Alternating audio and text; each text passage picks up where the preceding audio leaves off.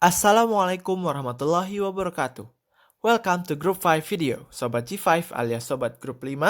Apa kabarnya nih? Wish we are always in a good condition. Amin amin ya robbal alamin. So guys, do you know about IILM or International Islamic Liquidity Management? Oke, jadi kami dari Grup 5 yang beranggotakan saya, Tatak Muhammad Al-Fatih, dan rekan saya Rahma Ardia Putri, Ranadi Perwira Nur Zaman, dan Aramadia Latifah Wahyu Putri akan menjelaskan apa sih IILM itu. IILM atau International Islamic Liquidity Management adalah organisasi internasional yang didirikan oleh bank sentral, otoritas moneter, dan organisasi multilateral untuk memfasilitasi manajemen likuiditas syariah lintas batas yang efektif. ILM didirikan tanggal 25 Oktober tahun 2010 untuk mengembangkan dan menerbitkan instrumen keuangan berkualitas tinggi jangka pendek sesuai dengan prinsip syariah untuk memfasilitasi pengelolaan likuiditas lintas batas yang efektif bagi Institution Offering Islamic Financial Service atau IIFS, yaitu institusi yang menawarkan layanan keuangan syariah. Sedangkan, menurut Kusuma dan Silva tahun 2014, ILM merupakan inovasi terbaru dari 9 bank sentral untuk menerbitkan instrumen keuangan yang sesuai dengan syariah yang bertujuan memfasilitasi pengelolaan likuiditas. Jadi, pada intinya, ILM tujuannya untuk meningkatkan arus investasi lintas perbatasan, hubungan internasional, dan stabilitas keuangan di Sobat G5. Setiap organisasi pasti ada asal muasal atau sejarah berdirinya kan?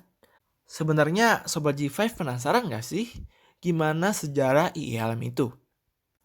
Jadi, dengan mempertimbangkan rekomendasi yang diusulkan oleh IFSB atau Islamic Financial Service Board dan meningkatnya kebutuhan akan pengelolaan likuiditas jangka pendek dalam keuangan syariah, pada tahun 2010 IILM didirikan dan berkantor pusat di Kuala Lumpur, Malaysia.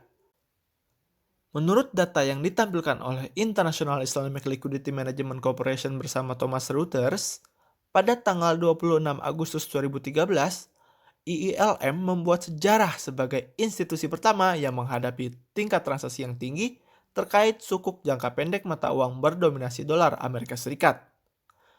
IILM sukuk perdana sebesar 490 juta US dollar sejak penerbitan pertama pada bulan Agustus 2013 sampai 2015 dengan total 7,64 miliar dolar Amerika Serikat. Sukuk telah diterbitkan dan diterbitkan kembali.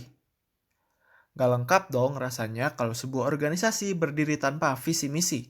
Dan berikut adalah visi misi IILM. IILM ini dirancang menjadi yang terdepan dan mendukung bank syariah kalau nanti terjadi krisis likuiditas dan berpotensi memberikan opsi kepada LKI untuk mendapatkan akses ke instrumen likuiditas berberkat tinggi loh Sobat G5.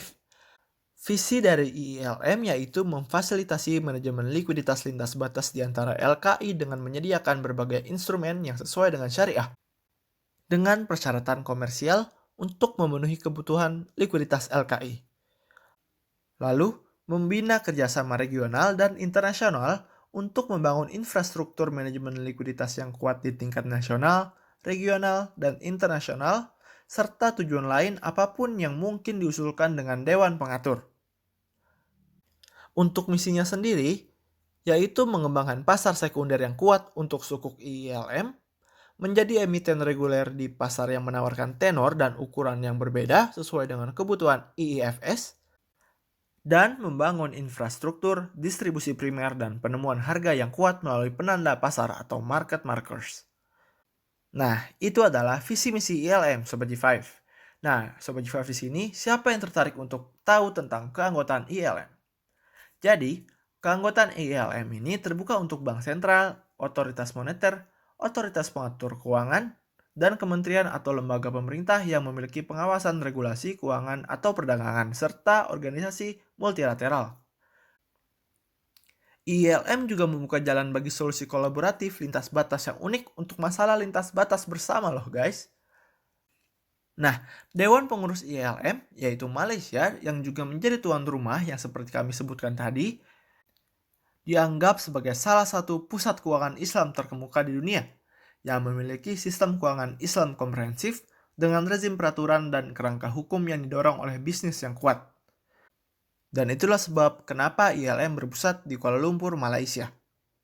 Nah, untuk anggota pemegang saham IILM saat ini, yaitu Bank Sentral Indonesia atau yang kita kenal sebagai BI, lalu Kuwait, Luxembourg, Malaysia, Mauritius, Nigeria, Qatar, Turki, Uni Emirat Arab, dan organisasi multilateral dan perusahaan Islam untuk pengembangan sektor swasta. Nah, kira-kira siapa nih yang penasaran terkait program penerbitan yang udah dilakuin IILM sejauh ini? Apa aja sih penerbitan yang udah dilakuin IILM? Pada tanggal 6 April 2013, IILM mengumumkan peluncuran program sukuk jangka pendek perdana yang diberi tingkat A1 oleh Standard & Poor's Rating Service. Terus, gimana sih track record penerbitan sukuk IILM? Jadi, Sobat G5 bisa dilihat dari gambar di video. Gambar tersebut menunjukkan track record penerbitan sukuk IILM dari tahun 2013 sampai 2022. Di tahun 2013, IILM menerbitkan 2 seri sukuk dengan jumlah penerbitan sukuk sebesar 980 juta US dollar, dan terakhir di 2022, IILM menerbitkan 25 seri sukuk dengan jumlah penerbitan 9,9 miliar US dollar. Nah, mungkin teman-teman ada yang bertanya-tanya nih, apa sih kelebihan sukuk IILM? Jadi, kelebihan sukuk IILM daripada sukuk lainnya adalah yang pertama sesuai dengan syariah, yang kedua berjangka pendek, yang ketiga highly rated, yang keempat bisa diperdagangkan, yang kelima instrumen berdenominasi dolar Amerika Serikat di pasar, didukung aset berdaulat dalam bentuk sukuk, dan memiliki jaringan dealer utama multi yurisdiksi yang memfasilitasi distribusi kepada investor di seluruh dunia. Nah, adapun fitur-fitur sukuk IILM. Yang pertama adalah globally. Globally maksudnya adalah didistribusikan dan dapat diperdagangkan secara global melalui jaringan dealer utama yaitu multi-yurisdiksi. Yang kedua yaitu tradable. Instrumen keuangan jangka pendek berdenominasi dolar Amerika Serikat yang dapat diperdagangkan dan diterbitkan dengan jangka waktu hingga 364 hari atau setahun. Yang ketiga yaitu money market. Money market adalah instrumen pasar uang yang didukung oleh aset berdaulat terkait kedaulatan dan supranasional. Dan yang keempat adalah collaboration. Kolaborasi unik di antara beberapa bank sentral dan organisasi pembangunan multilateral dengan tujuan untuk meningkatkan stabilitas keuangan dan berfungsinya pada pasar keuangan Islam secara efisien. Nah, nggak lengkap gak sih rasanya kalau kita nggak bahas tentang peran IILM untuk Indonesia? Nah, apa aja sih perannya? Yang pertama, lembaga IILM menunjukkan primary dealer yang ada di Indonesia. Yang kedua, mengatasi keterbatasan instrumen likuiditas lembaga keuangan syariah. Yang ketiga, meningkatkan arus investasi global, hubungan internasional, dan stabilitas keuangan.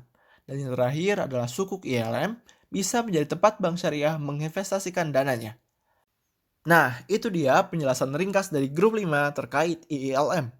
Terima kasih pada semua Sobat G5 yang telah menyimak video ini. Semoga bermanfaat bagi kita semua. Jangan lupa like, dan jika Sobat G5 ingin berdiskusi, boleh banget ketik di kolom komentar. Untuk info lebih lanjut terkait IILM, Sobat G5 bisa kunjungi halaman iilm.com. Saya Fatih, mewakili rekan saya dari grup 5, memohon maaf atas kekurangan dari video ini. Kami pamit undur diri. Wassalamualaikum warahmatullahi wabarakatuh. See you in the next video. Stay safe, stay healthy, and stay happy.